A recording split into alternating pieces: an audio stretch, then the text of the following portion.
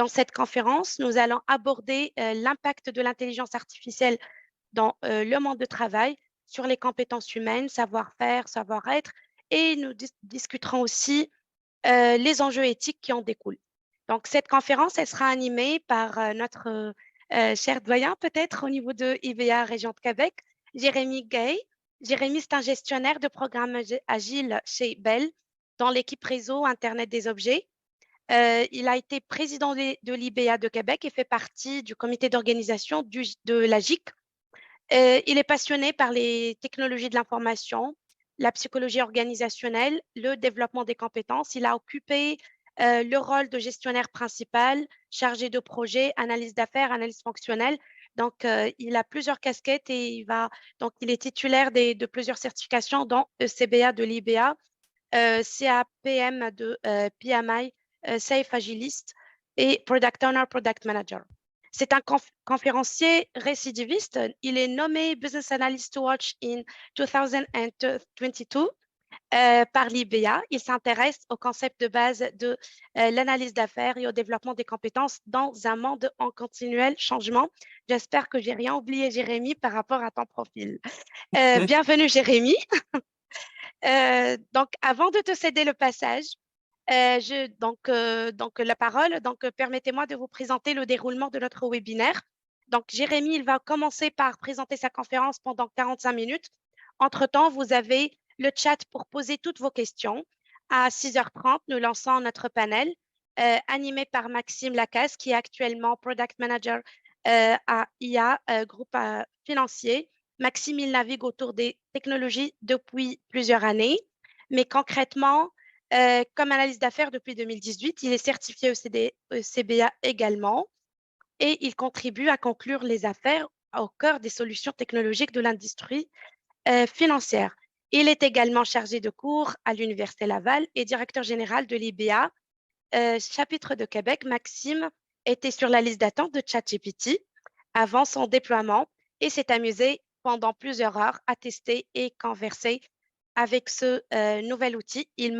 C'est lui qui m'a chouchouté le ChatGPT en décembre et aujourd'hui, on est là avec la conférence. Bienvenue, Maxime aussi. Je t'en prie. Donc, et puis, je vous présente notre deuxième panéliste, Jade Guyenne, notre consultante expérimentée en gestion de la relation client avec une expérience démontrée de travail dans l'industrie des technologies, de l'information et des services. Jade, elle a un baccalauréat en administration des affaires. Elle a déjà entamé son expérience avec le ChatGPT dans le contexte de travail. Elle va nous dévoiler ses astuces. Alors, bienvenue parmi nous, Jade. Merci beaucoup, Kaola, j'apprécie. Et finalement, je vous présente Guillaume Brincin. C'est un conseiller principal. Il est co-responsable de la communauté d'expertise innovation et systèmes immersifs.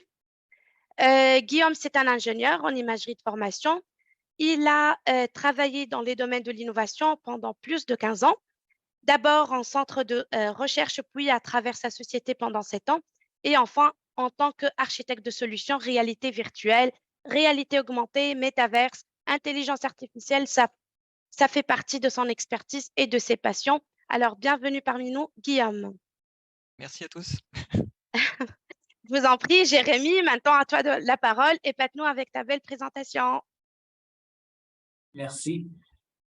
Imaginez vous lever le matin, arriver pour vous connecter au travail. Vous avez un agenda résumé déjà pour vous. Vous avez tous vos points d'action qui ont déjà été listés pour vous et priorisés.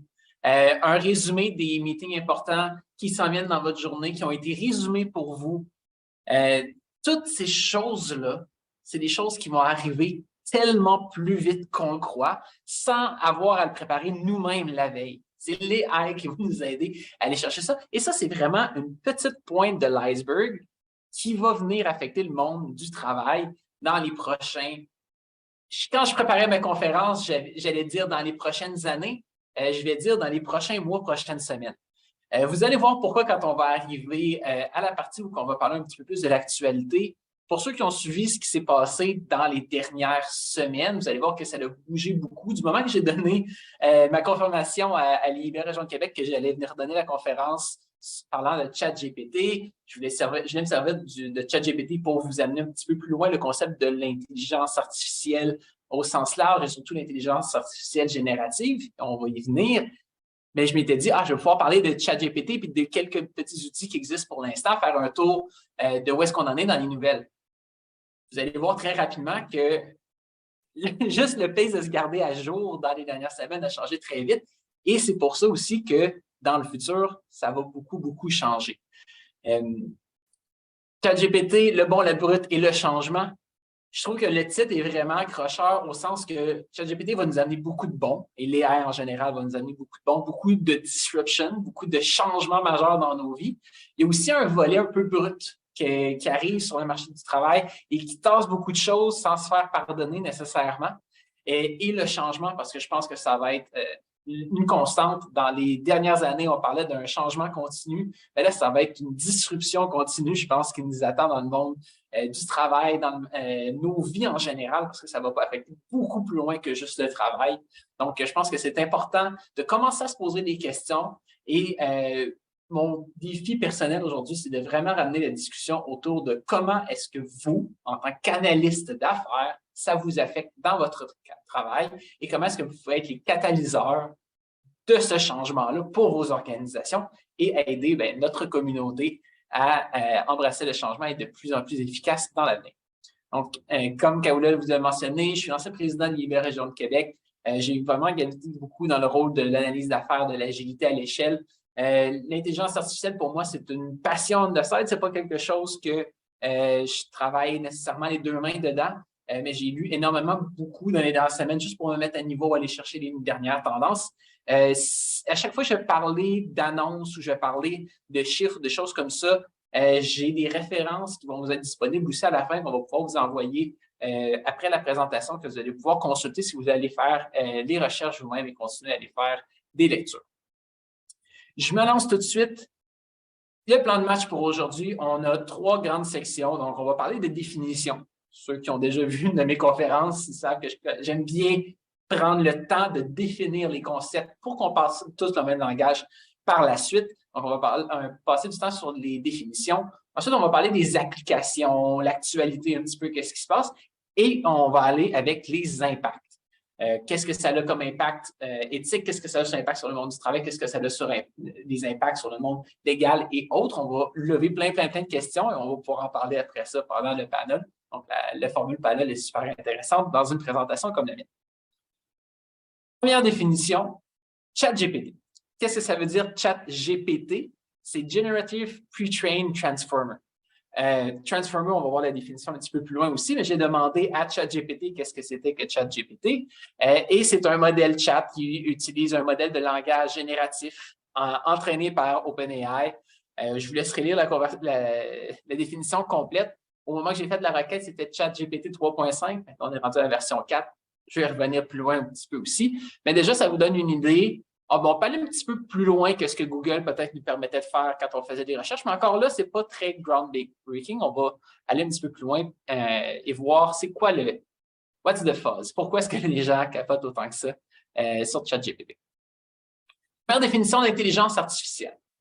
Jusque-là, je ne devrais pas encore vous jeter à terre. C'est la capacité des machines à simuler l'intelligence humaine.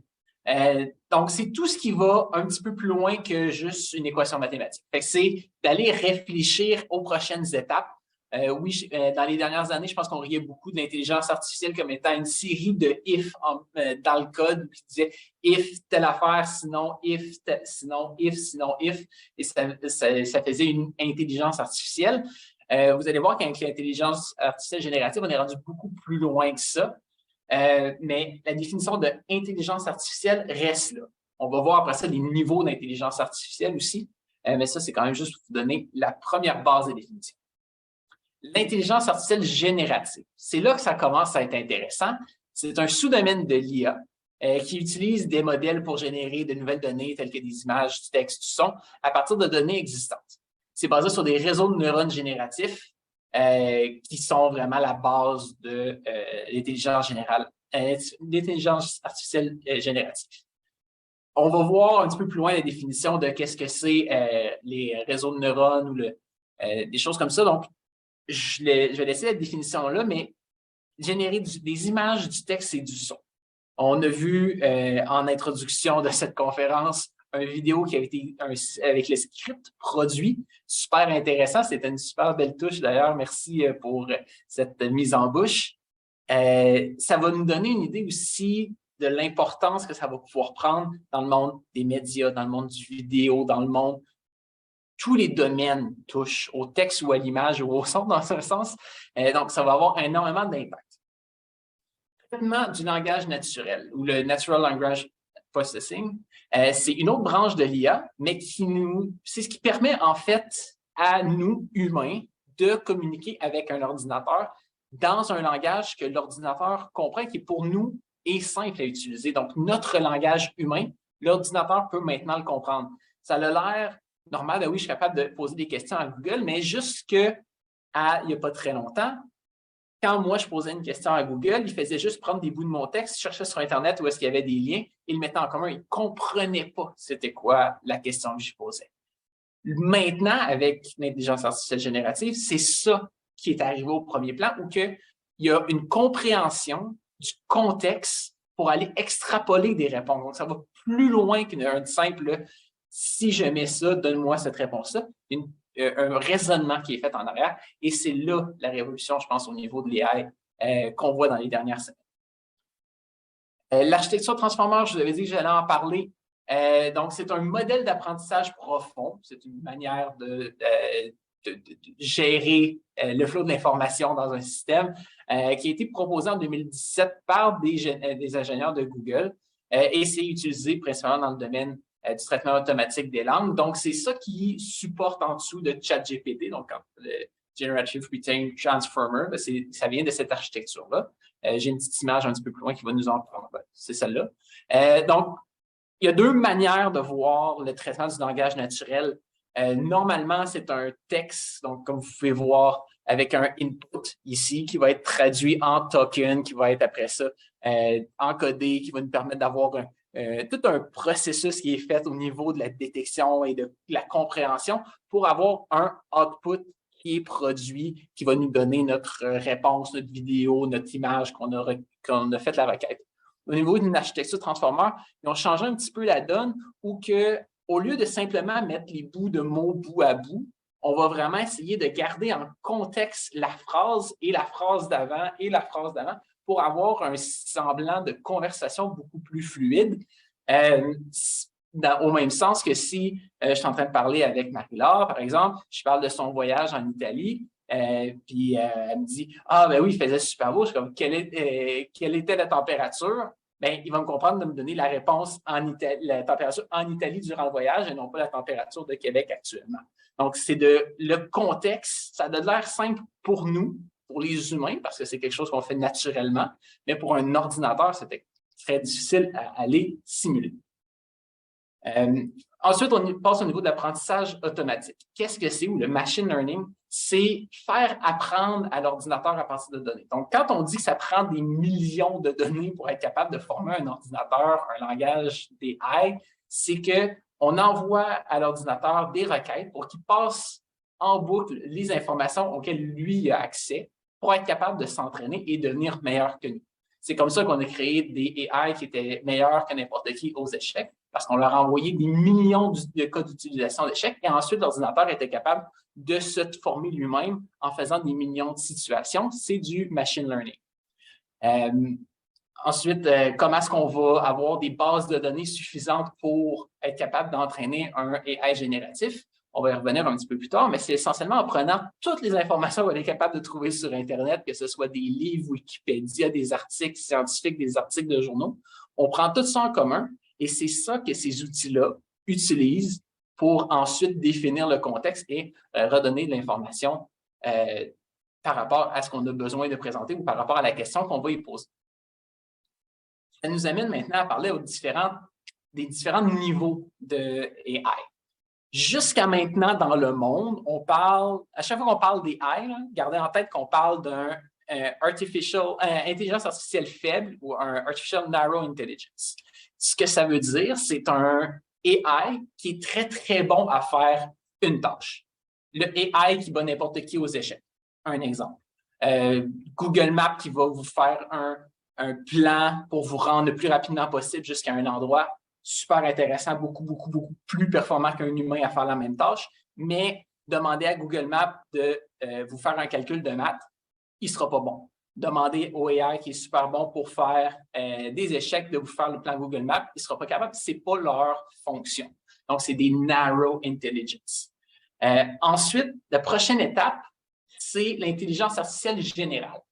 Quand on veut dire l'intelligence artificielle générale, c'est vraiment un niveau des AI qui va être assez performant pour rivaliser avec un humain dans toutes les tâches.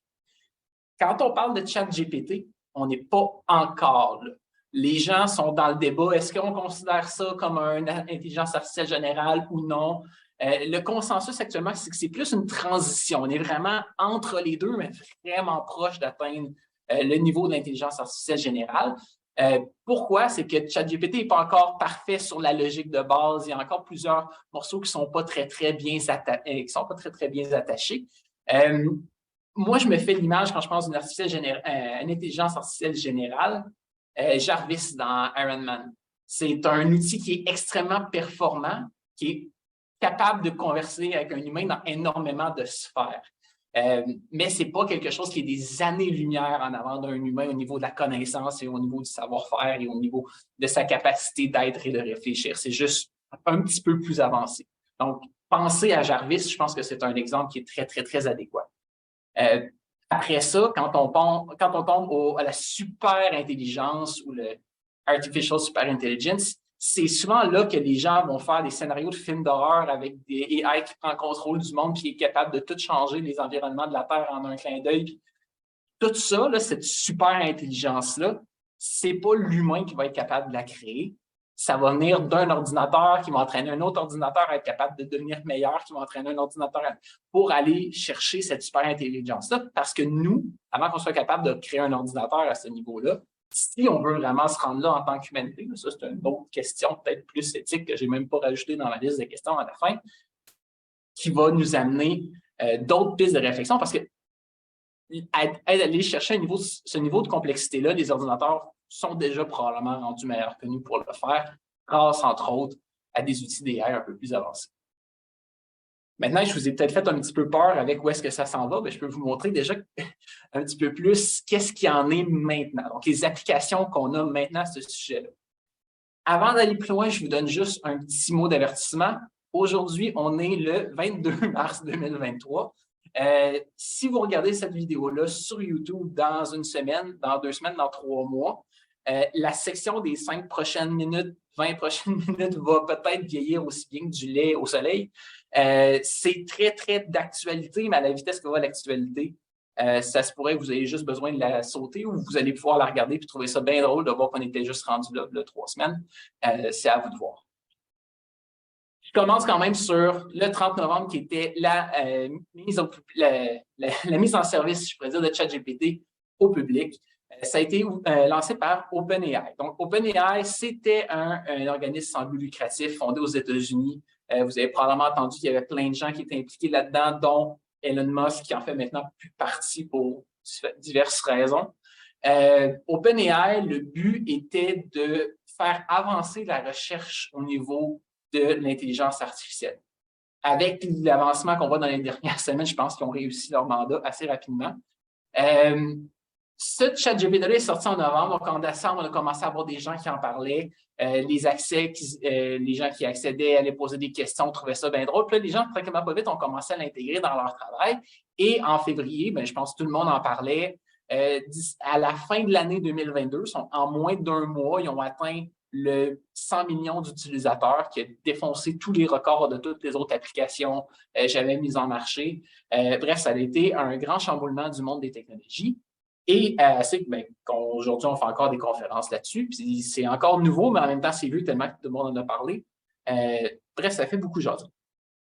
Pourtant, l'intelligence artificielle générative n'est pas c'est pas nouveau. Il y a eu quelques cas dans le passé.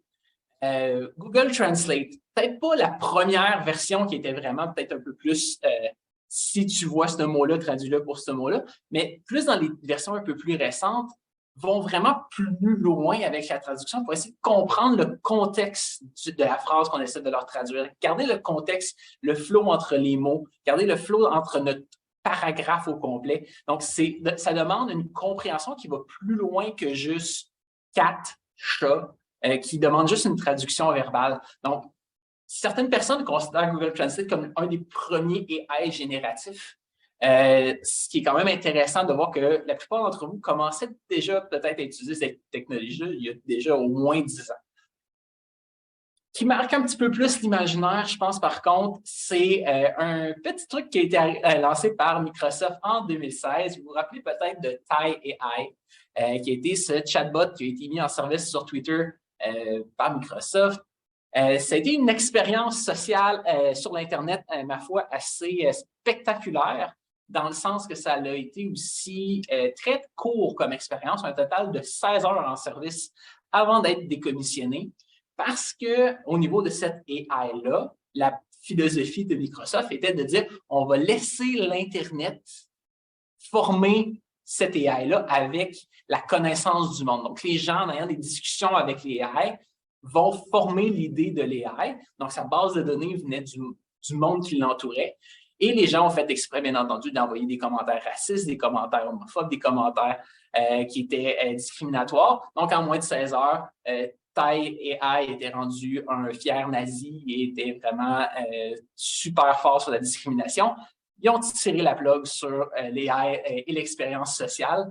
Et bizarrement, il n'y en a pas eu vraiment d'autres depuis. Je pense que ça a fait un coup dur. C'est je dirais, un beau passage vers les questions éthiques et les questions d'équité sociale et toutes les autres questions qu'on va voir un petit peu plus loin dans la présentation. Mais juste pour vous dire, ça, c'était quand même il y a 7 ans. Donc, ça a quand même un petit peu d'existence, la génération. Ce n'est pas tout nouveau de novembre 2023. Ensuite, on fait un petit bond dans le futur de 5 ans. DALL-E. DALL-E, qui est un autre outil de OpenAI, qui est un outil génératif d'images. Donc, celui-là a vraiment quand même beaucoup marqué l'imaginaire, ou avec des prompts, donc une entrée, une requête qu'on faisait au système, il était capable de nous générer des images basées sur notre requête de texte. Donc, je lui demandais sors-moi une photo d'un chat qui marche sur un surfboard sur l'océan. Il était capable, en allant chercher les morceaux sur Internet, construire quelque chose qui ressemblait à un chat qui marche sur un surfboard. Et bien entendu, avec les itérations, l'outil est devenu de meilleur en meilleur. On est rendu à DALL-E 2, on va le voir un petit peu plus loin, où que là, maintenant, on génère des images qui sont tout à fait spectaculaires, qui sont souvent à confondre avec une photo. Donc, c'est assez impressionnant. Les pas dans le futur qu'on a fait très rapidement avec une technologie comme DALL-E. Et peut-être plus récemment, il y a peut-être un petit peu plus aussi adapté au domaine des technologies de l'analyse d'affaires, GitHub Copilot. Donc, vous avez probablement des collègues qui l'utilisent sans ou non que vous le sachiez. C'est un outil, Copilot, qui est intégré directement à GitHub, qui vous permet d'être plus rapide, de suggérer des structures pour générer votre code plus rapidement. C'est très apprécié des développeurs, ça leur permet de sauver énormément de temps. On va voir un petit peu plus loin pourquoi est-ce que juste un outil comme ça n'est pas suffisant, mais juste pour vous mettre en contexte, ça existait avant novembre 2022 et c'était ça le but de cette slide. Maintenant, cette année seulement, vous n'avez probablement pas manqué l'annonce de Google Bard, donc Google qui voulait faire face à la montée fulgurante de OpenAI et de Microsoft, qui est le founder, qui est le sponsor, si je pourrais dire, de OpenAI avec un petit investissement d'1 milliard de dollars il y a quelques années. Ça, c'était avant qu'ils rajoutent 10 milliards cette année, donc un petit investissement. Google qui voulait se sauver la face, ont fait l'annonce de Google Bard, qui est un logiciel qui travaille à l'interne depuis longtemps. Et lors du lancement, le 6 février, ils ont fait une démonstration live. Google Bard, super confiant, donne sa réponse que tout le monde a vu qui était fausse et l'action de Google a chuté de 10 %.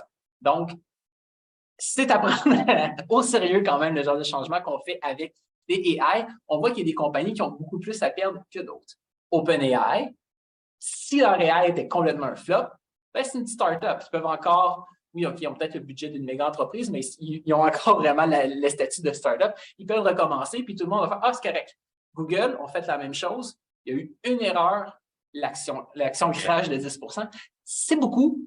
Ça fait mal, donc il faut quand même être capable de justifier les enjeux. Puis je pense qu'en voyant les débalancements comme ça, on comprend pourquoi certains joueurs sont plus prudents que d'autres dans la mise en marché de leur outil d'AI.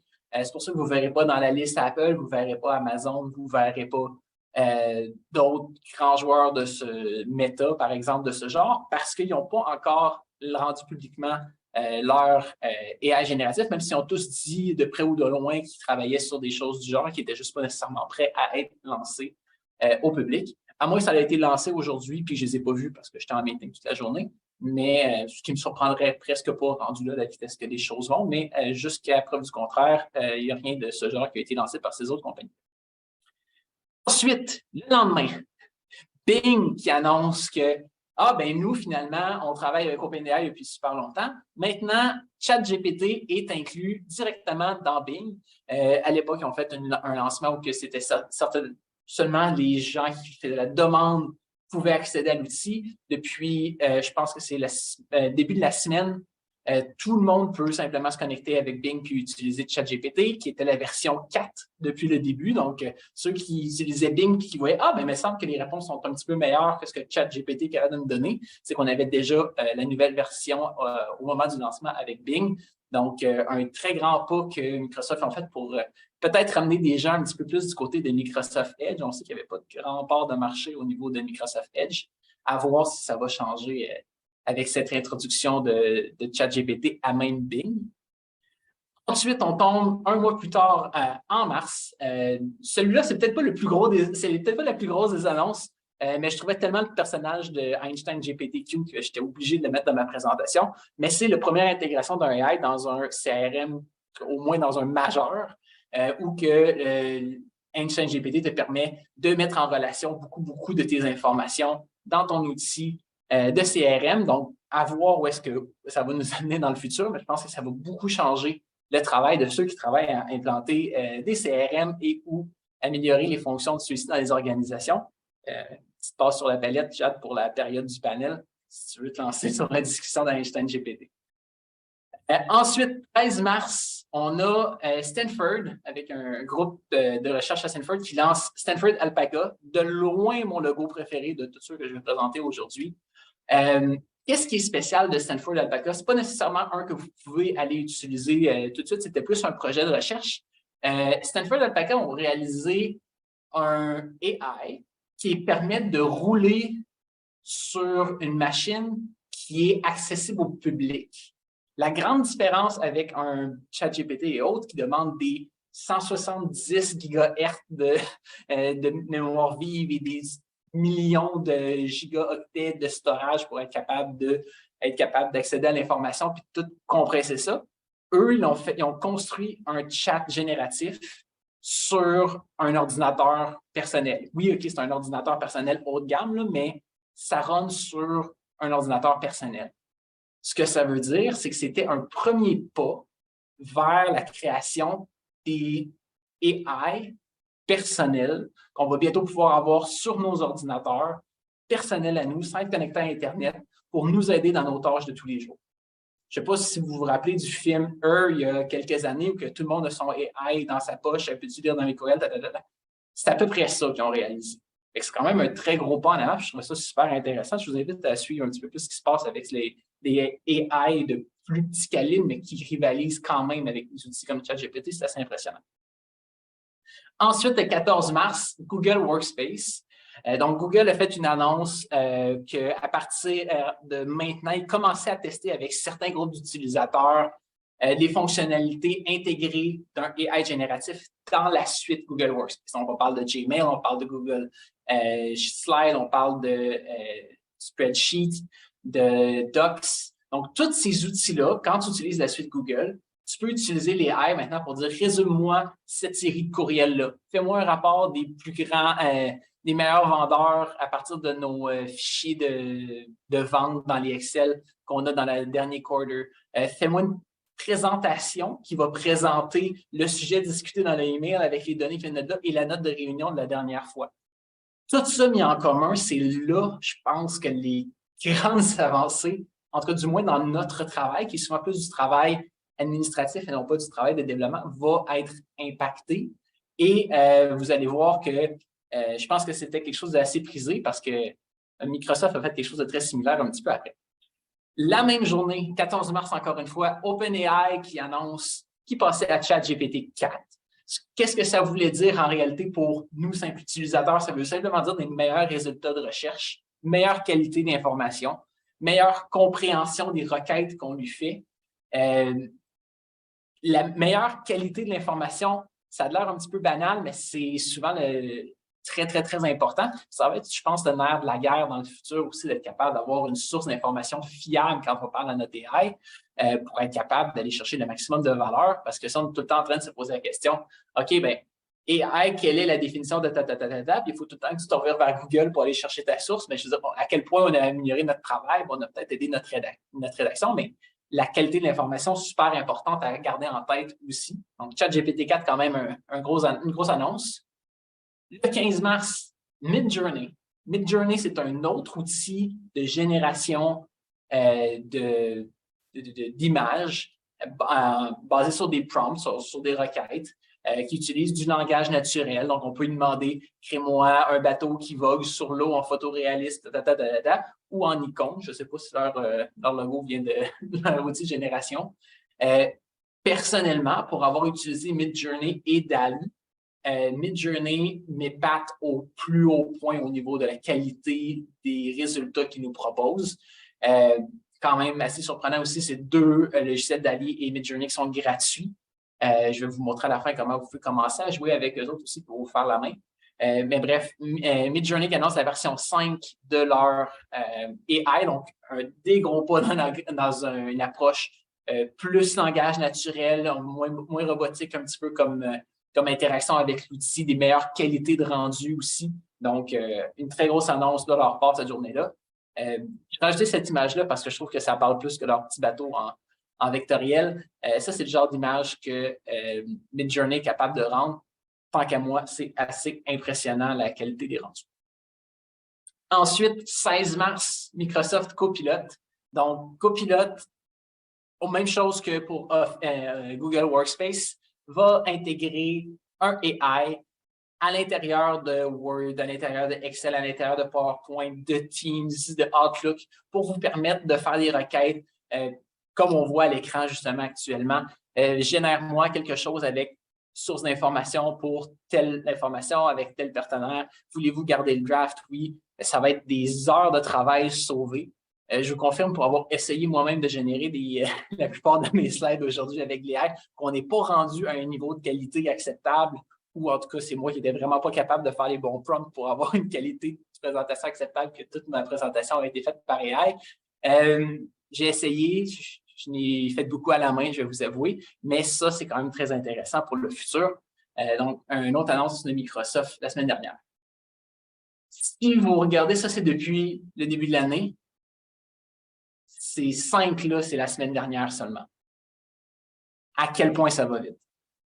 Moi, je trouvais ça impressionnant. J'ai aussi trouvé ça très fatigant de rester à jour et d'essayer d'aller lire un petit peu tous les jours sur qu'est-ce qui sortait, puis de voir qu'il y avait des si grosses annonces, c'était quoi les impacts, de retourner lire sur différents gens qui en parlaient pour voir où est-ce qu'on s'en allait. Très, très grosse semaine dans le monde de l'AI la semaine dernière. Comme vous pouvez le voir, on est au pied du mur. Cette image-là, je l'aime beaucoup, puis ça vient d'un article de Tim Urban sur son site Wait But Why. Si vous n'avez jamais eu le temps de lire cet article-là, je vous invite énormément à aller le lire. Il fait beaucoup de descriptions sur c'est quoi l'AI, justement, les différents types d'AI, le narrow intelligence, tout ça, mais aussi qu'est-ce que ça veut dire pour le monde du travail. Puis je pense que, oui, son article est assez long, mais en tant que gens qui travaillent dans le domaine des technologies, vous devriez vous faire un devoir d'aller lire son article, même si c'est de 2015, il est surprenamment pertinent pour maintenant. Vous n'allez juste pas voir le mot ChatGPT dedans. Donc, allez lire ça. Et par contre, la seule critique que j'aurais sur son dessin, c'est que le petit bonhomme qui est nous ici, là, on n'est pas proche du mur, on a carrément le nez dedans. Je pense que ça va être là le nerf de la guerre dans le futur. Qu'est-ce que ça amène comme impact? Donc, un petit sujet léger là, pour terminer la présentation, le processus d'affaires, l'inégalité sociale, les droits d'auteur, gestion de risque et l'éthique, histoire de fermer la présentation d'une manière simple. Non, en fait, le but, c'est de vous faire réfléchir parce que c'est pas moi, c'est pas vous aujourd'hui à la petite gang qu'on est, qu'on va régler le problème de l'AI dans le monde et des enjeux éthiques que ça l'amène. Mais je pense qu'un peu tout le monde, on se doit de se poser des questions en tant qu'humain. Comment est-ce qu'on interagit avec l'AI, avec les autres humains? Qu'est-ce que ça veut dire sur le monde du travail? C'est ça qu'on va parler dans la prochaine section. Mais je commence sur le domaine un peu plus proche de l'analyse d'affaires, les processus d'affaires. Je pense qu'il n'y a rien qui parle mieux qu'un exemple. On parlait de code tout à l'heure avec un outil comme GitHub Copilot. Dans mon processus d'affaires, j'ai du code à développer en tant que développeur. C'est une tâche qui devrait me prendre à peu près 24 heures ou 3 journées de travail. Cool, j'utilise un outil qui, en lui disant j'ai besoin de réaliser ça, il me propose une réponse en code et au lieu de passer 24 heures à construire mon code, je passe peut-être 2 heures. Oui, j'ai eu un énorme gain en termes de performance et d'efficacité, mais c'est vrai, après mon code, par contre, il faut quand même que je fasse mes tests. J'en ai encore pour 24 heures, ça, je ne l'ai pas encore optimisé. Puis, c'est vrai, avec les tests, il y a l'acceptation aussi qu'il faut qu'il passe. Mais avant ça, il y avait le design aussi. Vous voyez où que je m'en vais? Développer, ce n'est pas juste du code. Ça, c'est le flow pour être capable de passer une feature jusqu'en production. Tous les endroits qu'il y a des boîtes bleues, c'est des endroits qu'il y a du travail. Et à chaque fois qu'il y a du travail, il y a aussi des attentes avant d'être capable de se rendre là. Donc, ce n'est pas demain matin que AI va changer notre manière de travailler parce qu'il va toujours avoir ces end-off entre différents joueurs, entre différentes étapes de notre processus de déploiement ou de chaîne de valeur de notre organisation qui va nous demander d'être intégré avec l'AI pour là aller gagner plus de temps. Entre vous et moi, si on avait besoin d'investir en AI à un endroit dans ce processus-là, ce n'est pas dans le code que j'investirais, c'est dans le délai entre les tests et le déploiement en production. Je pense qu'on a un plus gros manque à gagner. Mais ça, en tant qu'analyste d'affaires, et probablement de plus en plus des analystes d'affaires qui travaillent en agilité à l'échelle ou qu'on travaille avec des flots de valeur comme ceux-là, votre rôle est de faire voir ça à vos organisations. Plus que le shiny GitHub Copilot qui va nous permettre de sauver 20 heures sur le code, si vous arrivez et vous dites oui, mais on est capable de sauver 800 heures de l'autre côté, si on est capable d'optimiser quelque chose avec des AI, là, vous êtes game changer pour vos organisations. Là, après ça, du moment qu'on va être capable de simplement définir une feature verbalement et du moment que je vérifie que l'AI a vraiment bien compris ma requête, je suis capable de la pousser directement en production avec un sign-off puis tous les tests sont automatisés. Là, on parle. C'est sûr qu'on a encore probablement quelques années de ça. Je dis ça, fait que dans 3 mois, on va avoir une version qui va sortir qui va nous permettre de le faire. Qui sait? Mais c'était juste pour vous mettre en contexte. Et une fois qu'on a le flow des features de notre organisation, ben, si vous faites de l'agilité à l'échelle, vous avez vu un diagramme comme celui-là, c'est juste une partie de notre système. Et ce système-là, c'est juste une partie du chemin de valeur qu'on fait dans nos organisations.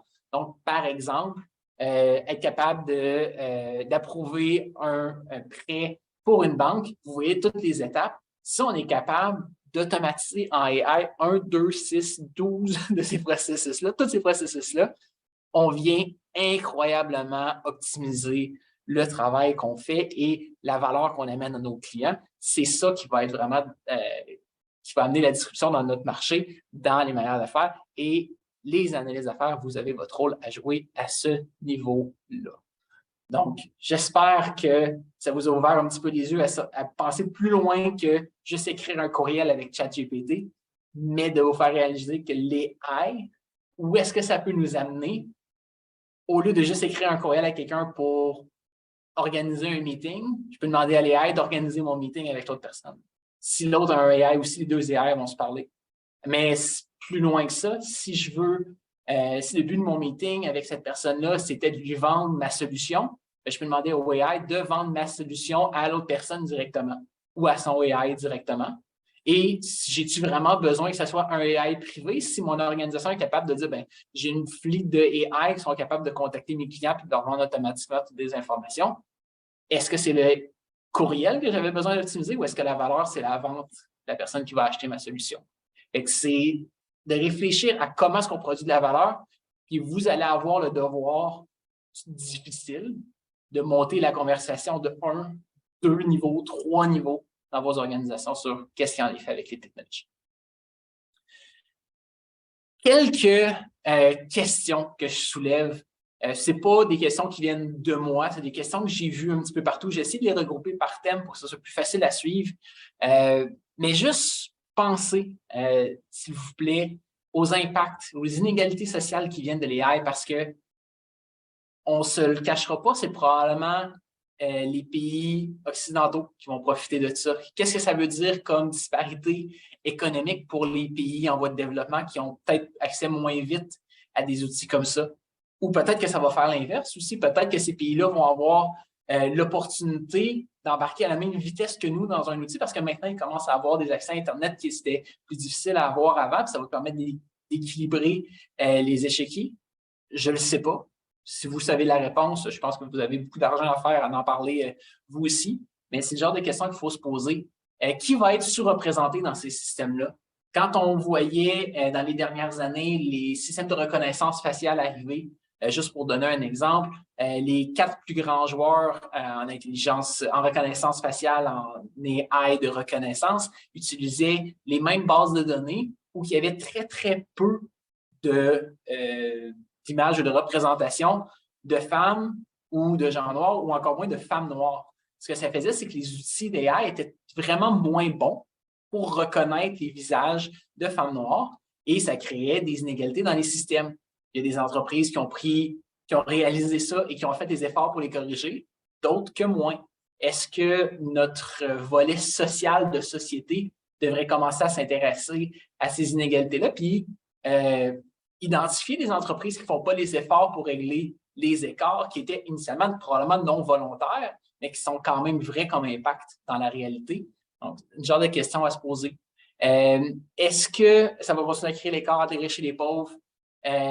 Qui va perdre leur emploi? Puis, une de mes théories, une des raisons pour laquelle on entend tellement parler de ChatGPT plus que de DALL-E quand il est sorti l'année dernière ou que GitHub Copilot, c'est que un des groupes qui est le plus à risque de perdre leur emploi, c'est les gens qui écrivent les articles et qui en parlent. Moi, ça me fait quand même un petit peu rire de penser que c'est peut-être pour ça qu'on en entend beaucoup parler dans les journaux. Les journalistes, leur emploi est directement attaqué par ça.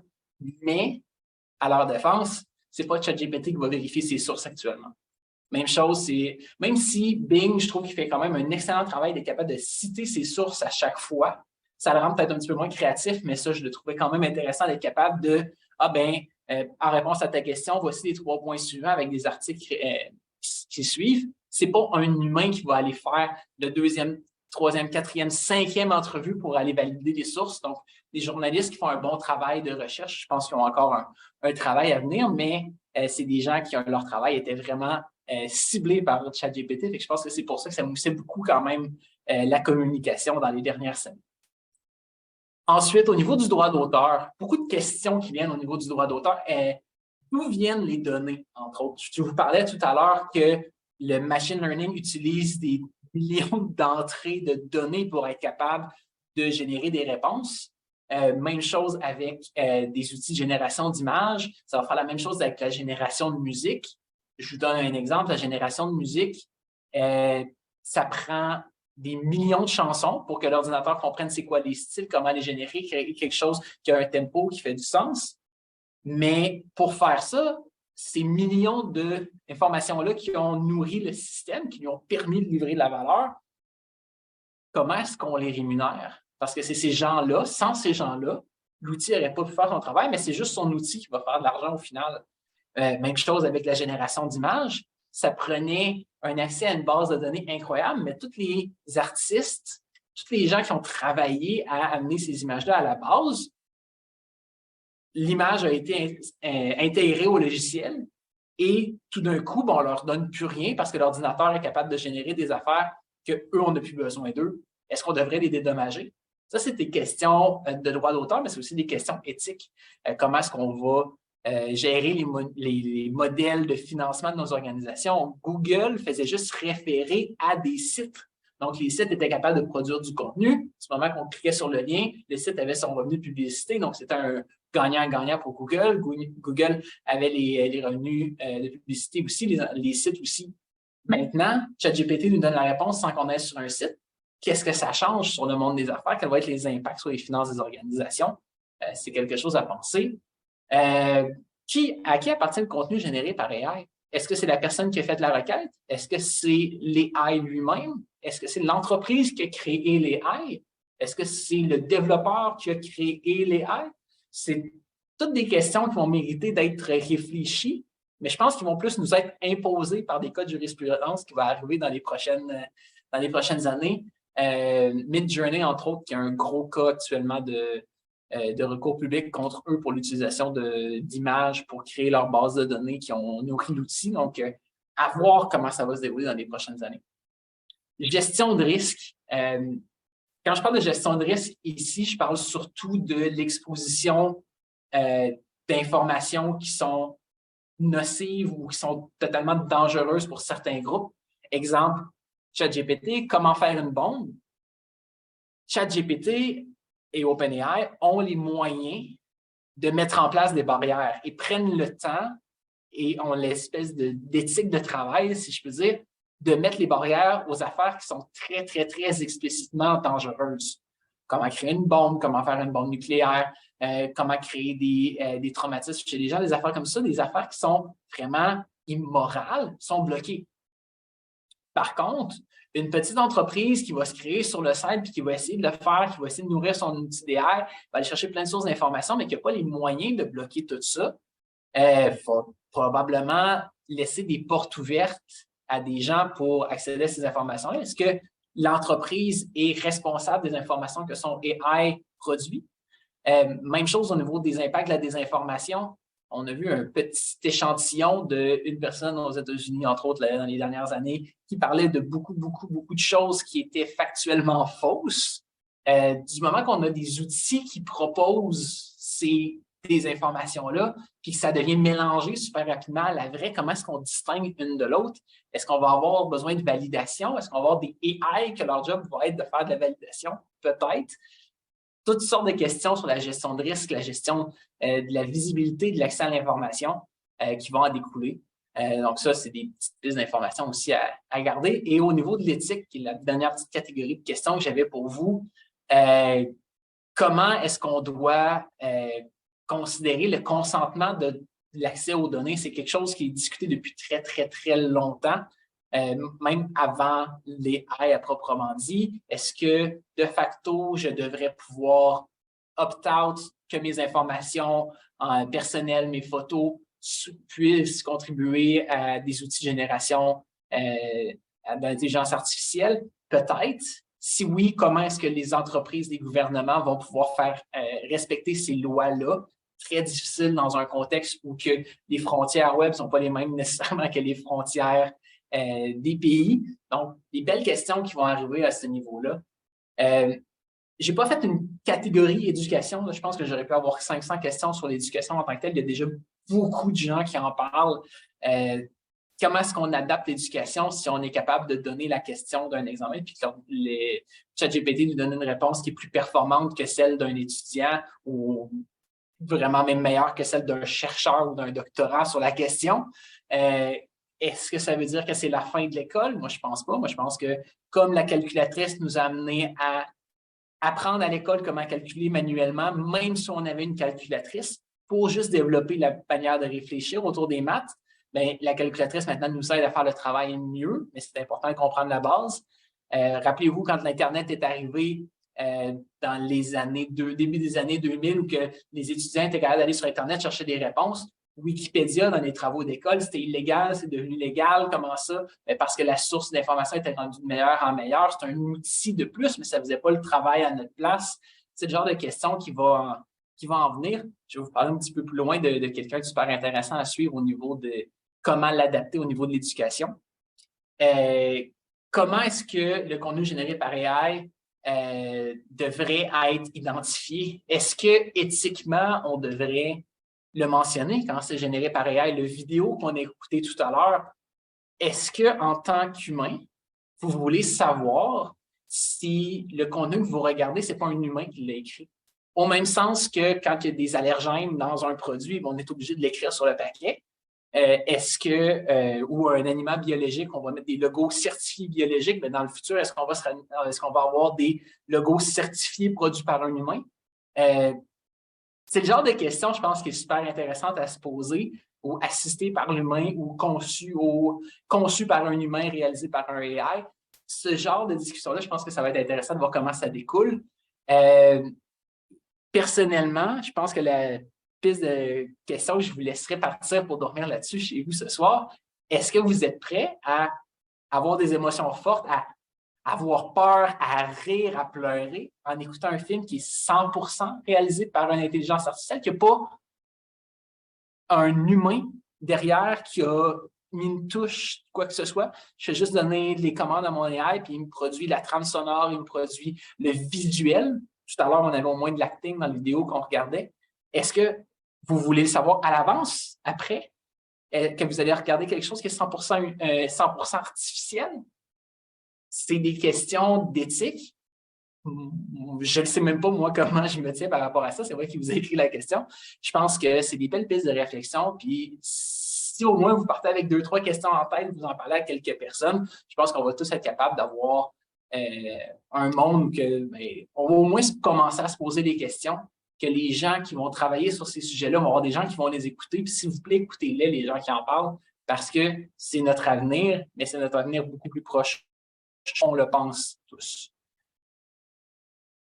Gates a annoncé que l'âge de l'AI était commencé. Ça, c'est un article d'hier. Fait que je pense que si ce n'était pas déjà clair, moi, je suis quand même d'accord avec ça et à la vitesse que vont les nouvelles qui avancent.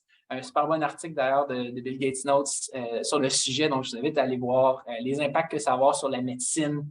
C'est un sujet que je n'ai pas parlé. Tout ce que ça va amener comme changement dans les différents domaines. Et si vous vous demandez par où commencer, vous voulez vous développer avec l'AI, ce que tout le monde devrait faire en passant. Comment commencer? Soit avec ChatGPT ou avec Bing.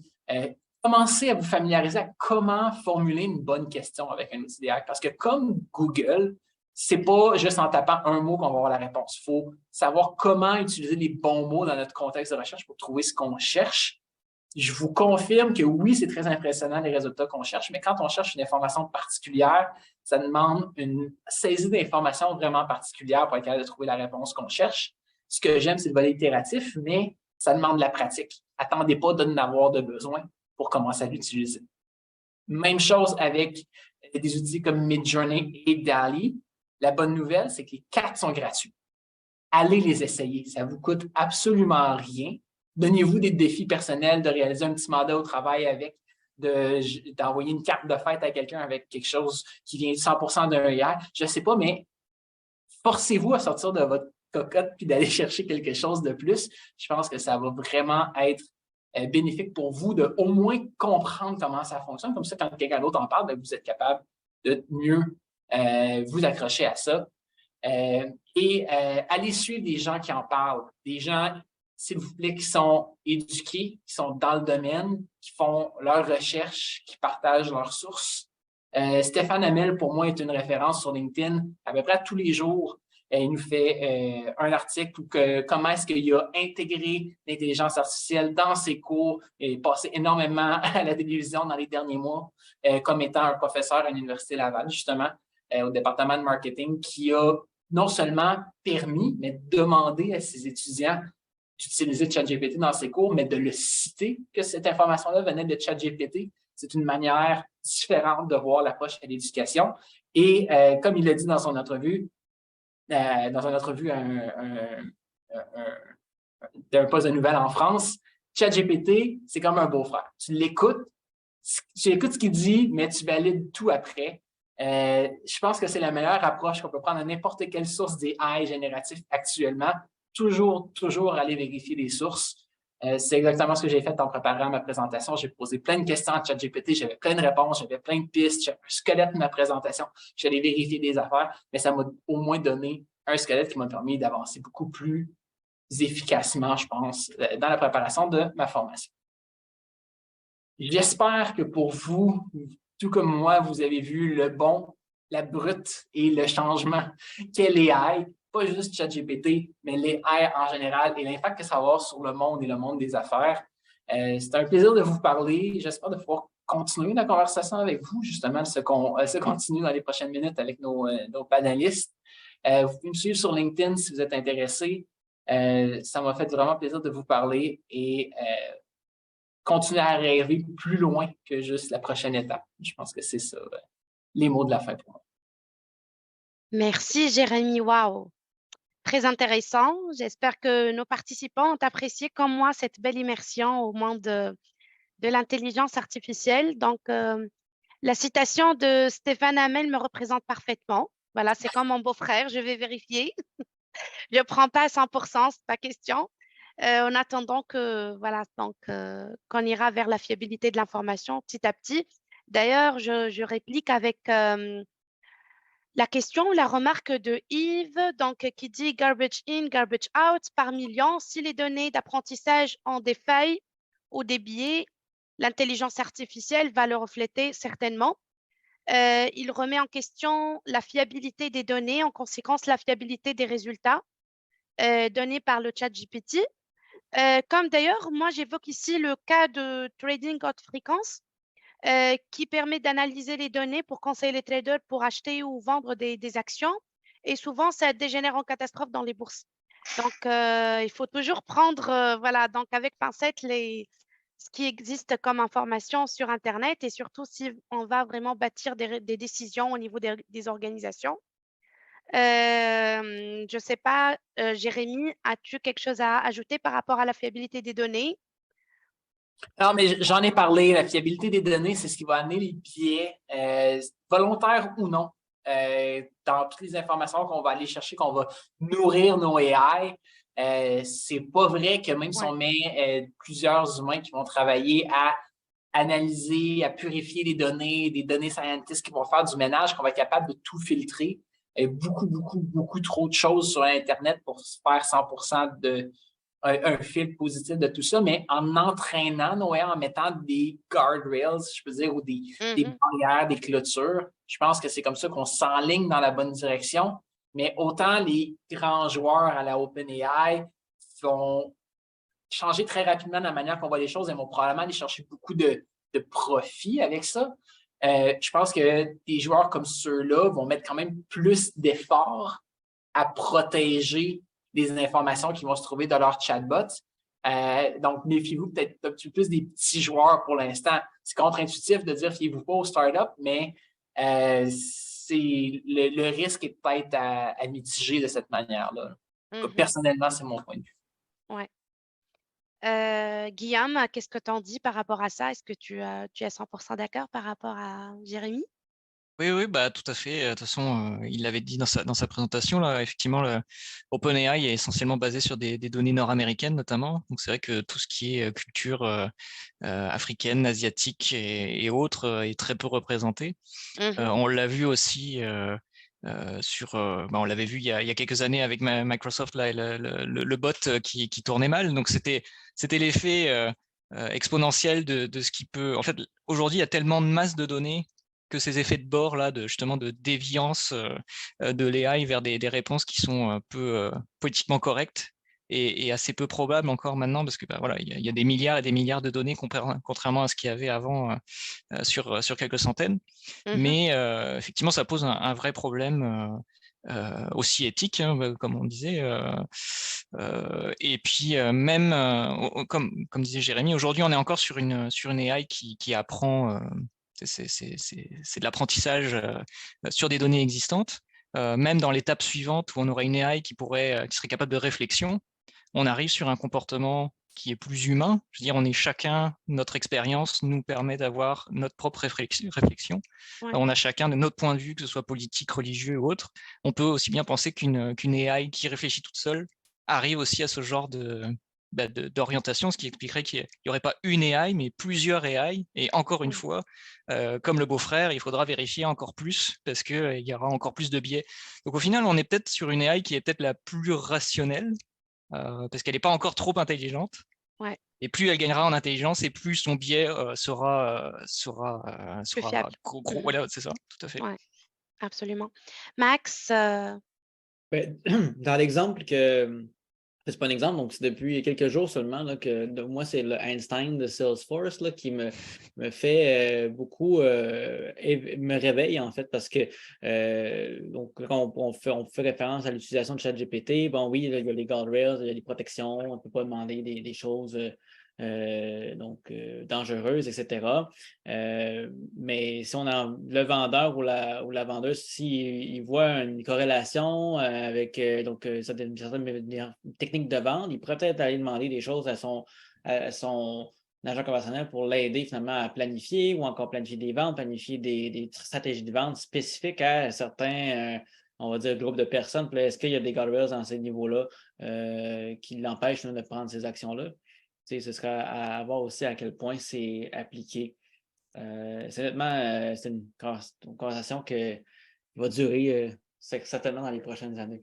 oui, La certainement. protection, Guillaume, ça me fait un peu peur. C'est très dystopien là, comme film, là, mais c'est plausible, j'imagine. Tout à fait. Je ne vois pas ce qui nous empêcherait d'arriver à ce genre de choses. Effectivement, comme tu disais, les gros travaux, je pense que ça va tellement vite, on l'a vu là. Il ne faudrait pas se laisser déborder non plus par le manque de législation et de barrières, comme disait Jérémy. À un moment, il va falloir mettre des clôtures pour éviter des débordements. Parce que là, encore une fois, on est sur des entreprises majeures qui sont bonnes. Il ne faudrait pas qu'il y ait des brutes ou des méchants qui commencent à se mettre sur de l'AI et puis là, on arriverait sur une AI du côté obscur. Il faudrait empêcher ce genre d'événement aussi d'arriver. Certainement. D'ailleurs, si vous écoutez moindrement des entrevues avec le président d'OpenAI, qui fait énormément de PR dans les derniers mois, il parle très ouvertement des risques, il parle très ouvertement des enjeux, des risques sur la société et de pourquoi ils ont fait la décision de le rendre disponible rapidement. Et leur explication en quelques secondes, c'est un enjeu de société. Donc, c'est à la société de travailler avec l'outil pour l'améliorer. Leur point de vue, c'est que si tout le monde attendait d'avoir des AI 4 millions de fois plus performants que ce qu'on a là, qui est à la vitesse qu'on va dans 6 mois, le changement aurait été encore beaucoup plus drastique pour nos organisations, pour les gens qui l'utilisent, beaucoup plus de potentiel dangereux, tandis que là, en ayant un AI qui est intelligent, mais qui est déjà un petit peu moins performant que ce qu'on va avoir dans le futur, ça nous donne un petit peu de temps pour rattraper le changement puis attraper la balle au bon. Très bien. Revenons à la positivité. Comment on peut intégrer On veut voir le chatbot, le chat GPT avec ses avantages pour nous. Ma question pour Jad, comment allons-nous intégrer l'intelligence artificielle dans le cadre de nos mandats? As-tu des exemples concrets par rapport à ça? Je rejoins aussi la question de Manon qui dit pour l'optimisation du processus, est-ce que c'est bon? Est-ce qu'on peut l'utiliser? Est-ce qu'on peut nourrir avec l'IA, avec des business process mapping pour existants déjà? Donc, comment tu vois les choses, Jade? Surtout que tu as manipulé avec le chat GPT et tu as peut-être un exemple à nous expliquer. Oui, tout à fait. Donc, malgré toutes les annonces de la dernière semaine, ChatGPT est quand même là depuis un moment, entre autres avec d'autres outils, et puis on peut l'utiliser au quotidien. Par exemple, donc moi, je travaille dans le domaine des technologies, plus spécialisée dans le CRM, et puis, par exemple, moi, je n'ai pas une formation de développeur. Et les développeurs sont denrées rares dans notre domaine. Et puis, on essaie de trouver toujours des moyens d'être plus autonome au quotidien. Et puis, par exemple, on pourrait dire avec, Jérémy avait mentionné GitHub Copilot, on a ChatGPT. Par exemple, ce que je veux faire, c'est cacher un champ dans un formulaire selon certaines règles. Voilà, une demande toute simple, mais je ne sais pas comment rédiger le JavaScript. Je peux utiliser ces outils-là pour dire voilà, j'aimerais faire ceci en JavaScript, et puis on met notre requête, on peut la peaufiner vu que c'est itératif. Et puis, au lieu d'attendre qu'un développeur devienne disponible peut-être dans une semaine pour l'équivalent de 2 heures, eh bien, en quelques minutes, je peux générer mon code et puis j'ai juste à le valider avec un développeur. Ça prend quelques minutes et après, on le met en place. Donc, ça permet quand même une transversalité au niveau des compétences, ça permet une autonomie des gens et ça permet aussi, c'est ça, juste une plus grande efficacité dans les processus. Donc oui, c'est quelque chose qu'on peut utiliser dès aujourd'hui et c'est quelque chose que je vois qui va prendre de l'ampleur au fil du temps. Et puis, Jérémy mentionnait Einstein GPT pour Salesforce. Microsoft a annoncé le Dynamics 365 Copilot. Et puis, il y a plein d'articles en ligne. Bon, on n'y a pas encore accès, mais on va pouvoir voir que les outils d'intelligence artificielle vont nous permettre de générer des courriels personnalisés. Ce qu'on sait, les études montrent que les analystes d'affaires passent en moyenne 66% de leur journée à rédiger des courriels de suivi. Merci beaucoup, voici le compte-rendu, etc. Mais on s'entend que l'expertise des analystes d'affaires est bien au-delà de la rédaction de courriels et de planification de meetings. Donc, les outils d'intelligence artificielle vont pouvoir permettre de déléguer beaucoup de ces tâches-là et les analystes d'affaires pourront passer davantage de temps à développer les relations d'affaires, la gestion du changement, enfin, toute leur réelle expertise. Donc, je trouve que vraiment, on n'est qu'au balbutiement, mais les options sont incroyables, mais dès maintenant, on peut les mettre en place. OK, peut-être c'est une partie de ta réponse va répondre à la question que j'ai ici. Si tout le monde utilise le chat GPT, nous allons avoir les mêmes livrables. Donc, c'est une question que je pose. Est-ce vrai? Comment se différencier par rapport à la concurrence dans ce cas-là? Si on utilise tous la même, vraiment, donc le Copilot ou bien autre pour faire un livrable, ça sera tous les travaux seront identiques. Je ne sais pas, Maxime, si tu peux me répondre par rapport à cette question. Ben oui, tu sais, il y a moyen de dire par contre, fais pas comme tout le monde. Puis là, il va déjà faire un peu quelque chose de plus créatif. Mais c'est clair que l'aspect, puis en fait, je sais pas qu'est-ce que ça va valoir comme tu disais, Jérémy, la semaine prochaine ou dans quelques mois. Mais l'aspect fait par un humain ou tu sais, donc fait par moi-même, peut-être que là, ça personnalisé finalement, mais donc l'expérience personnalisée, autant dans mon courriel que j'ai peut-être personnalisé, ou autant que dans ma présentation ou l'expérience client. Livrable risque de se ressembler en termes de qualité. Moi, quand j'entends ta question, Carola, j'ai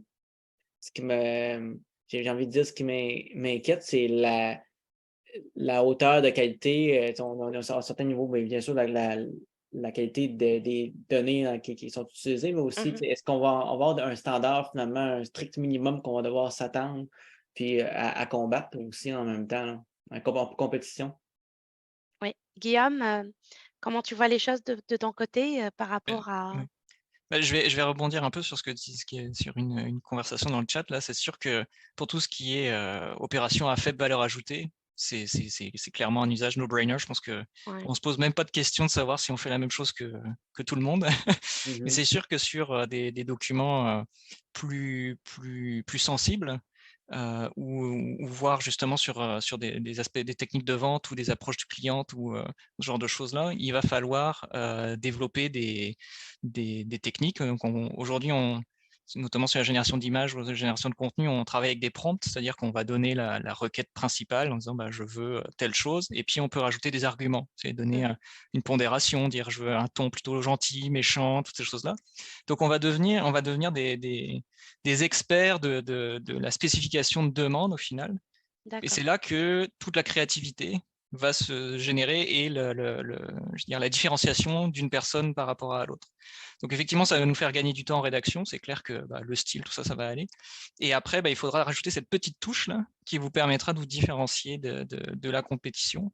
Je réfléchissais cet après-midi, là, je me disais, c'est un peu comme les CV au final. Aujourd'hui, vous allez sur Internet, vous tapez gabarit de CV, il y en a des centaines, vous allez prendre le même que tout le monde. Et sauf que si vous envoyez le même CV que le voisin à l'entreprise, vous ne serez jamais sélectionné. Il faudra toujours ajouter cette petite touche de créativité qui vous permettra de vous différencier. Et je pense que c'est là on aura toujours une valeur à apporter.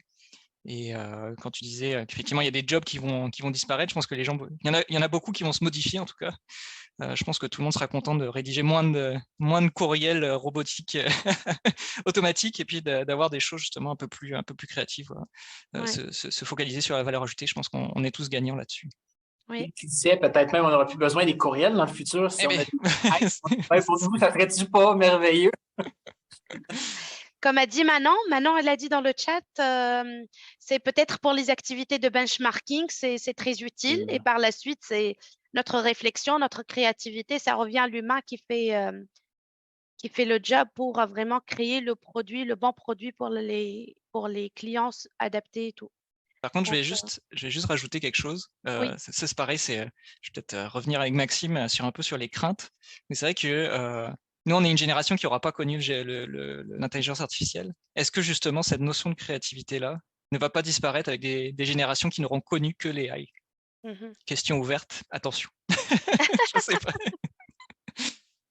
Est-ce qu'il faudra faire des cours de créativité, justement, plus que de technicité? C'est ça. C'est des choses à Oui, Guillaume, envisager. en fait, oui, j'avais une question dans ce sens. Est-ce que ces outils-là, ils vont vraiment pousser la créativité ou bien ils vont nous apprendre la passivité en usant de leur capacité à créer des textes, à générer des codes informatiques? Donc, je ne sais pas, Jérémy, tu as tu as une réponse, je pense. Non, je vois Yves qui fait du PR pour le livre Humain plus machine. C'est un sujet que je n'ai pas adressé dans ma présentation. Là.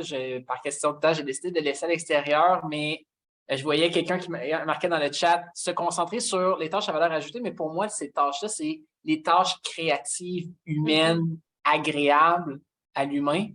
Passer plus de temps à travailler de la musique, à refaire de l'art, même si l'AI est meilleur que moi, je peux-tu apprécier faire de l'art quand même? Même si l'ordinateur me bat aux échecs, j'aime ça jouer aux échecs quand même, je peux-tu continuer à jouer aux échecs? Mais si notre travail est amélioré, peut-être que ce temps-là qu'on s'acharnait au travail, on peut le passer à faire des choses qui sont plus agréables pour nous. Puis une des choses, je pense que pour moi, informe beaucoup sur comment est-ce qu'on devrait s'en aller, c'est de lire beaucoup, mais pas juste des livres de self-help, mais des livres de fantasy. Voir comment les gens voient le monde dans des manières totalement différentes. En me préparant pour la conférence, je suis tombé sur beaucoup de gens qui parlaient de Brave New World comme étant un monde utopique où que les gens parlent de comment est-ce que ça peut affecter le monde du futur. J'aime beaucoup tout ce qui est sci-fi à la Expanse. Qu'est-ce que ça peut être comme le futur? Est-ce que comment challenger nos esprits avec des points de vue différents? Allez voir Dune. Dune est un univers dans le futur qui ont totalement banni les ordinateurs. Quel est l'impact sur l'espèce humaine? Toutes ces notions-là viennent du fantasy, puis pour moi, c'est l'expression de l'humanité un peu. Fait que je vous encourage peut-être à sortir des livres de self-help, en tout cas, de juste lire des livres de self-help et d'explorer un peu plus large aussi au niveau de la créativité. Absolument. Ma question, je vais l'adresser à vous tous, en fait. Max, est-ce que tu veux dire quelque chose? Oui, je veux juste dire, en fait, parce que il y a 5 ans, quand OpenAI a commencé, hein, donc, à ramasser des fonds, puis en tout cas, donc, les grandes craintes étaient, ah, ben là, ça va dans le fond, l'intelligence artificielle, c'est qui se met en péril, c'est les jobs, on appelle les white-collar jobs. Ça fait que les emplois, on va dire, qui travaillent clérical, aussi qu'on fait des emplois répétitifs.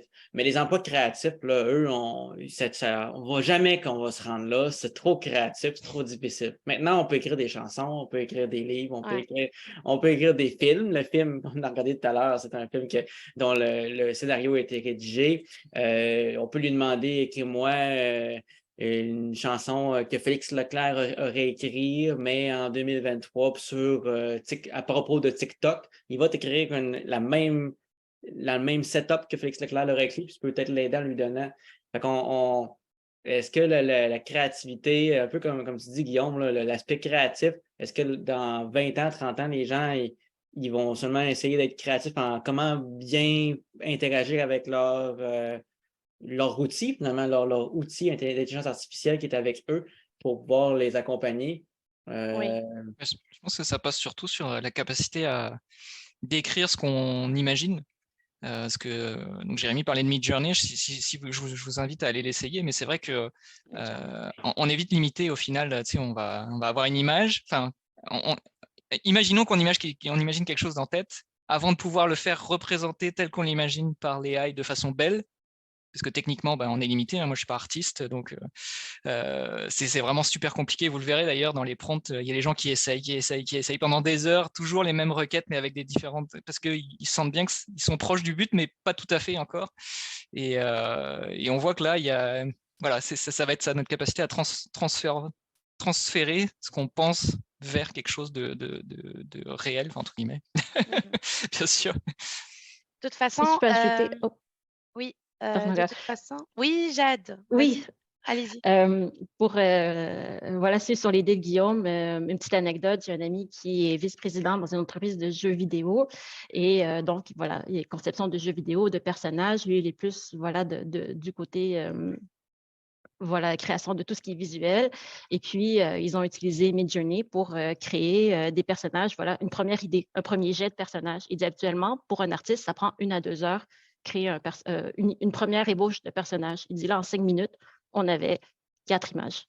Et puis, est-ce qu'en fait, ça met en péril le travail des artistes? Il dit en fait, non, parce qu'on a pu passer ce temps-là, ces heures, la journée qu'on aurait passé à créer 4 prototypes de personnages, on l'a passé à peaufiner, à vraiment partir d'une idée, mais on a vraiment pu mettre à profit la créativité des artistes pour aller à l'étape plus loin, ce que Midjourney ne pouvait pas offrir.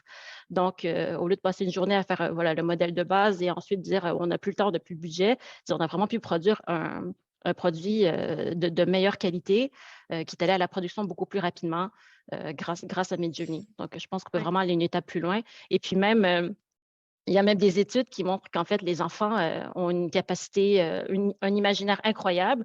Et cette capacité-là, on la perd tranquillement à arriver à l'âge adulte avec voilà, tous les outils qu'on a.